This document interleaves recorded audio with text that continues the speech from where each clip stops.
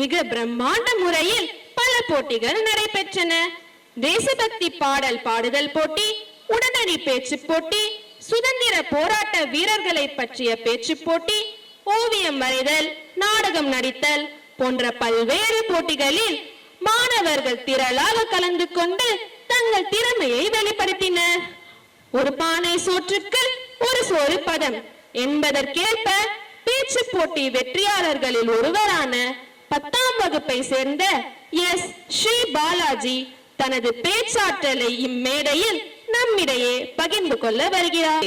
தாயே, செந்தமிழ் நமகுடம் சூட்டி முச்சங்கம் வளர்த்த மொழியாம் மொழிகளின் தாயாய் சிறந்தே பிறந்த என் தமிழ் அன்னைக்கு என் முதற்கண் வணக்கங்கள்.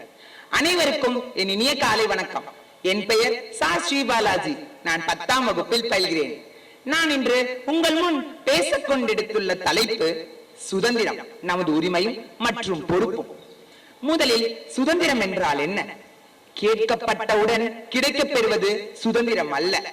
கேட்பதற்கு அவசியமே இல்லாமல் தானாகவே எடுத்துக்கொள்வதுதான் முழுமையான சுதந்திரம்.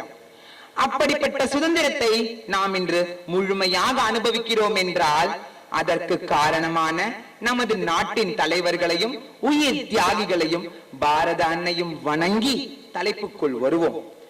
நமக்கு சுதந்திரம் என்ற ஒன்று இருப்பதால் தான் நம்மால் நமது உரிமைகளை திறன்பட செயல்படுத்த முடிகிறது. இயற்றலும் ஈட்டலும் காத்தலும் காத்த வகுத்தலும் வல்லது அரசு. ஆம், நாம் ஈட்டிய சுதந்திரத்தை முழு பொறுப்புடன் பேணி காத்தால்தான் நம்மால் நமது உரிமைகளை சுதந்திரமாக செயல்படுத்த முடியும். நமது நாடு 80வது சுதந்திர தின விழாவை இன்று கொண்டாடுகிறது. அந்த சுதந்திர காற்றை சுவாசிக்க பல உயிர் மூச்சுகள் நின்றது. உழைப்பாலும் உண்மையாலும் நாமும் உயர்ந்து காட்டுவோமே. அயல் நாடுகள் அசந்து பார்க்கும் அளவிற்கு நம் தேசத்தை வளர்க்க நாம் உறுதுணையாக இருக்க வேண்டும்.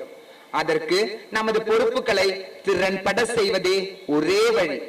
அன்று பாரதி பாடினார், செந்தமிழ்நாடு என்னும் போதினிலே என்பதேன் வந்து பாயுது காதினிலே. இன்று நான் பாடுகிறேன், பாரத நாடு என்னும் போதினிலே என்பதேன் வந்து பாயுது காதினிலே. என் அன்னையின் நாடு என்ற பேச்சினிலே ஒரு சக்தி பிறக்குது மூச்சினிலே. ஆம், முதலில் நம்மை நாம் நேசிக்க வேண்டும். அப்பொழுதுதான் நம்மால் நமது வீட்டையும் நாட்டையும் நேசிக்கவும் பாதுகாக்கவும் முடியும். நமது நாட்டை ஆளும் நல்ல அரசை தேர்ந்தெடுப்பது நமது உரிமை.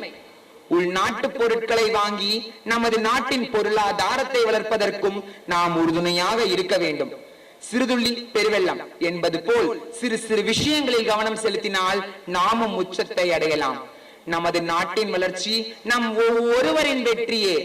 இன்றைய பாரதம் வெறும் இளைஞர்களின் கையில் மட்டும் அல்ல, அது ஒவ்வொரு இந்திய குடிமகனின் கையிலும் தான் உள்ளது.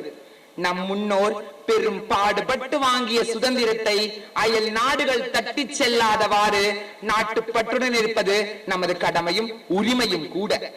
இகழ்ச்சியின் கெட்டாரை உள்ளுக தாம் தம் மகிழ்ச்சியின் மைந்தூறும் பொழுது என்ற வள்ளுவனின் வாக்கிற்கு ஏற்ப சுதந்திரம் உரிமை என்று பேச்சில் மட்டும் நிறுத்திவிடாமல் நமது கடமைகளை உணர்ந்து திறன்பட செயல்படுத்த வேண்டும்.